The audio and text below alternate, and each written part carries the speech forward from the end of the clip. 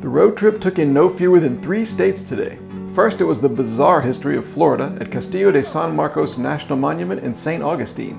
Then a drive on back roads through mossy and green southeastern Georgia, and then into the dark heart of empty South Carolina, where we hoped we'd find a hotel. Somewhere.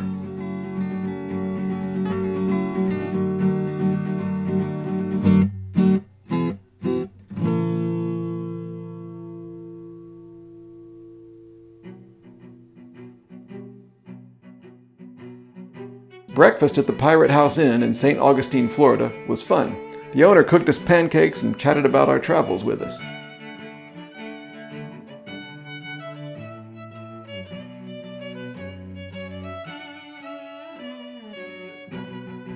To go along with the quirky and Halloweeny pirate theme, there's a decidedly international aspect to the decor which, as a world traveler, I certainly appreciated.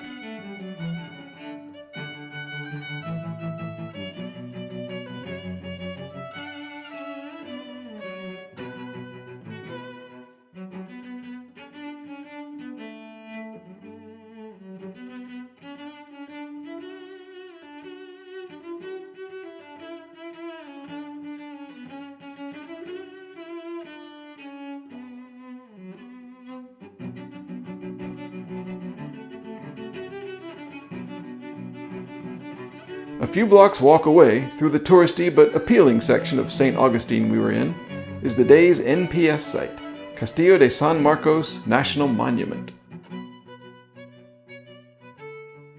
Sitting on a large piece of flat land and short green grass beside Matanzas Bay, Castillo de San Marcos is chock full of history.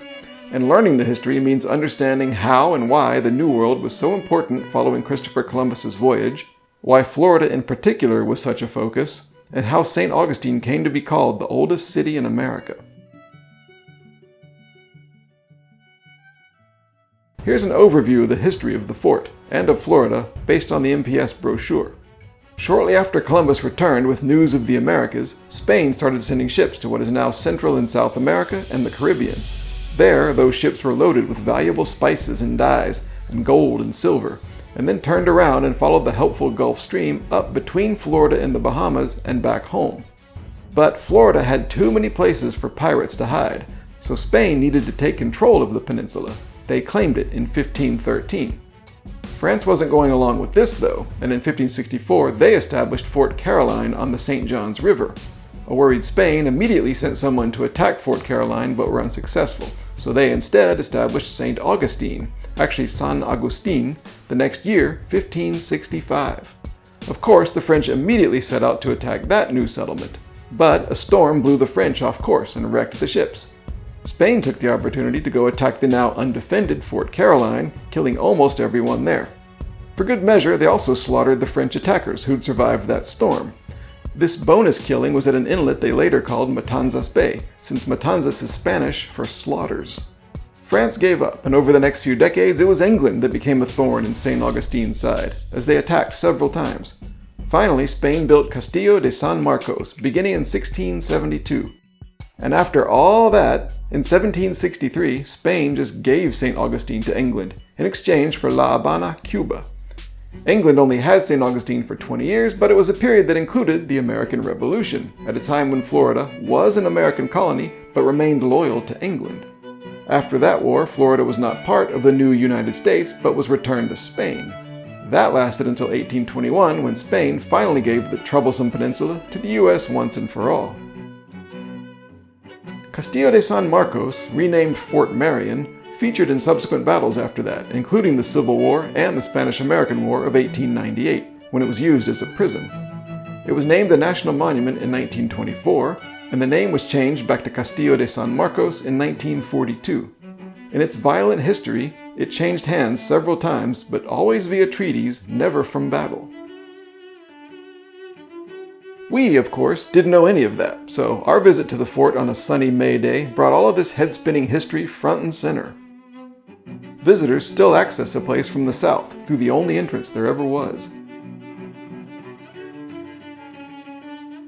The rooms inside are restored to give an idea of what the place looked like at various times in its history.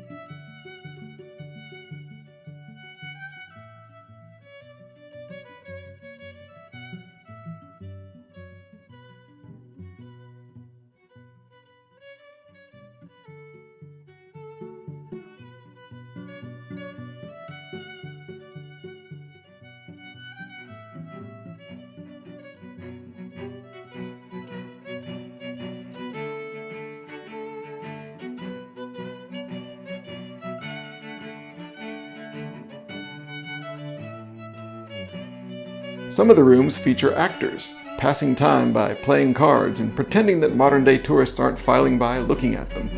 An interesting touch.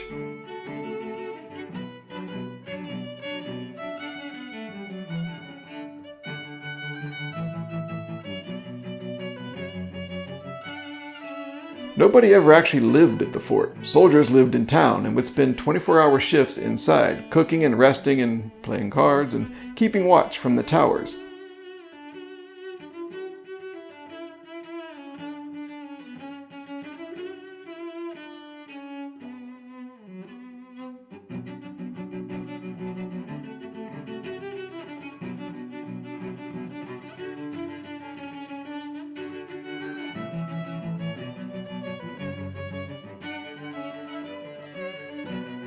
Cannons lined the upper section, and visitors can now climb the stairs and walk around, getting the same views as Spanish and English soldiers would have centuries ago.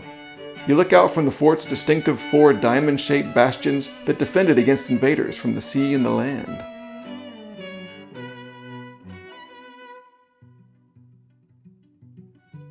At one point, while we were there, actors dressed in period garb marched from the inner courtyard and up the steps to give a demonstration of the cannons being fired into Matanzas Bay.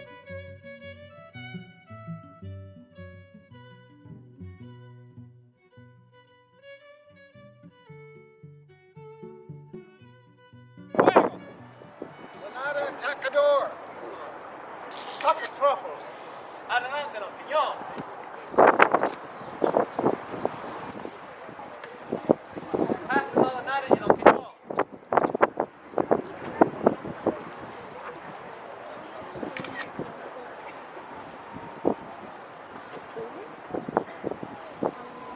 Póngase a poner batería. Yo.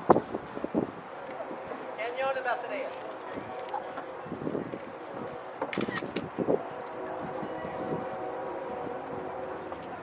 See how I push that out? Póngase para la puntería. Push it out.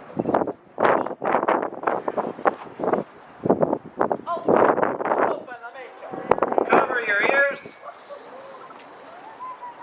Fuego!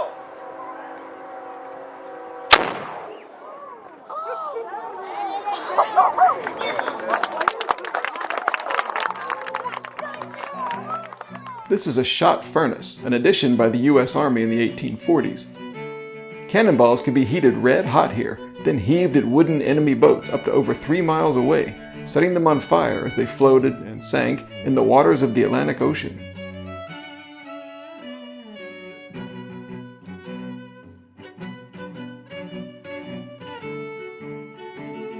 The visitor center again had no souvenir token, just a pin we had to modify. But apart from that travesty, this was one of the better run NPS sites we've been to so far. Thoroughly well maintained, fun, and instructive for lucky visitors.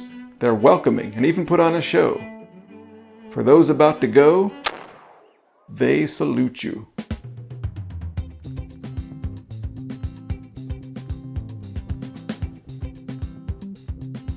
The rest of day 30 was driving. We found Florida Highway A1A again, driving up the coast. And in Jacksonville Beach, a community that seems to limit sign height, which I always appreciate, we attempted another beach picnic.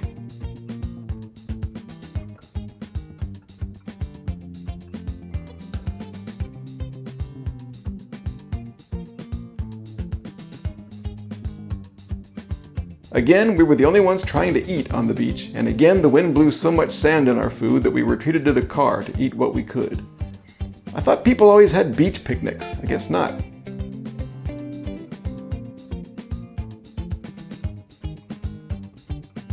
In the car, I told Siri on my iPhone to remind me to take a photo of the odometer when it hit another milestone in about 10 minutes.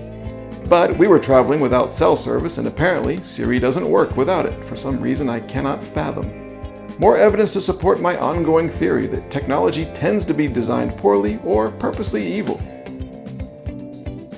I'm pleased to report that I told my brain to remember instead, and it did. 5,000 miles, and we're only at the 1/3 point of the trip. Still in Florida, we ended up on another short car ferry today, this time across the St. Johns River, the one where France established that fort that Spain demolished. The ferry takes you to an NPS area called Timucuan Ecological and Historic Preserve, and the ferry itself is run by the National Park Service. But I'm a stickler. We used the ferry and drove through the NPS site, but we didn't realize we were there and we didn't stop for anything, so this location doesn't really count for us.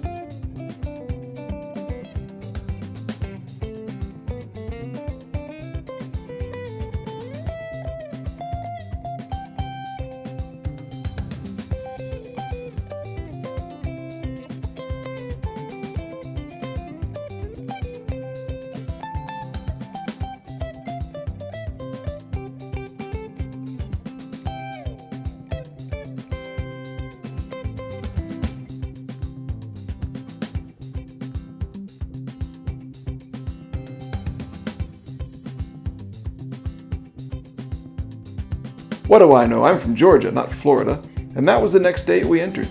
There's no place like home, even with the bullet holes in the welcome sign. I blame North Floridians.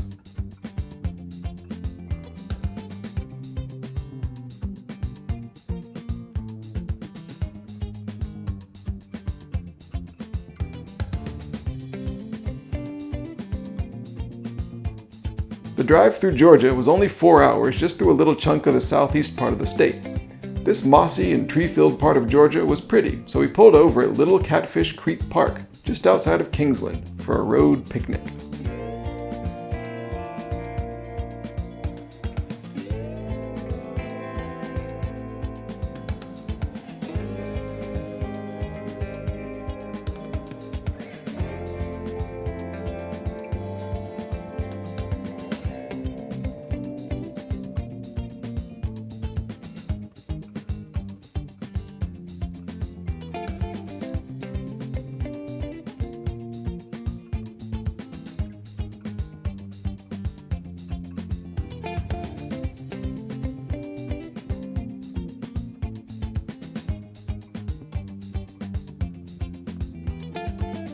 By the way, some have asked. This is how I traveled with insulin on this 3-month road trip. We made sure the cooler in the back seat always had ice, or at least really cold water. All the insulin pins I'd need for the entire time were in foil freezer bags, and those were inside Big Strong Ziploc bags. So I always had what I needed, and it was always cool.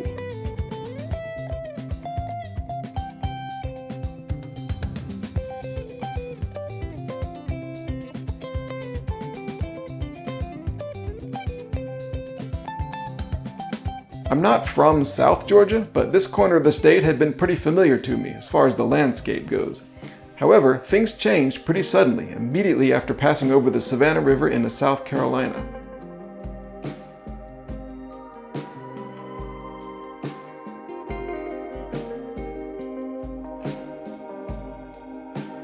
The road surface changed. It was now bumpier and grittier. The feel of the forest beside the road became grayer, colder, and emptier. The towns we passed through, like Estill, Fairfax, and Sycamore, seemed more downtrodden, even forgotten, but more attractive and personable.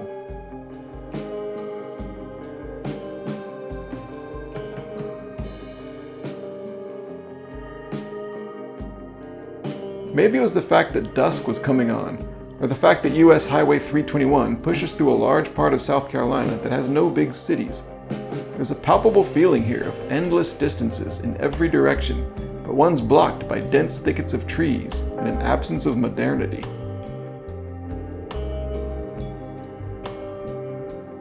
All that gave the longer than expected drive some really unusual skies as nighttime came. With little light pollution, all we saw was the dark road and an especially big, tough, dark blue evening sky. The land was soaked with a primitive darkness, dangerous but asleep. We had no choice but to trust this grim road leading us through the stillness. At one point we passed through the city of Bamberg, where, here on a Saturday night, everything seemed closed. Such an attractive and unique place, the only bigger town in hours, and it seemed frozen in time.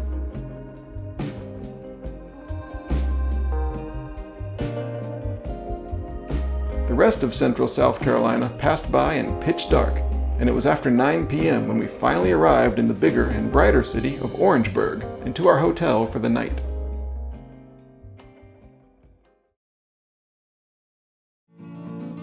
Tomorrow we check out Congaree National Park, a few miles outside of Orangeburg, a mesmerizing morning-long walk through a swampy and extremely photogenic explosion of biodiversity in the desolation of central South Carolina. Then it's a drive back into Georgia for another few days of rest with friends and family. There we swapped out some of our travel equipment and planned the next leg of our journey,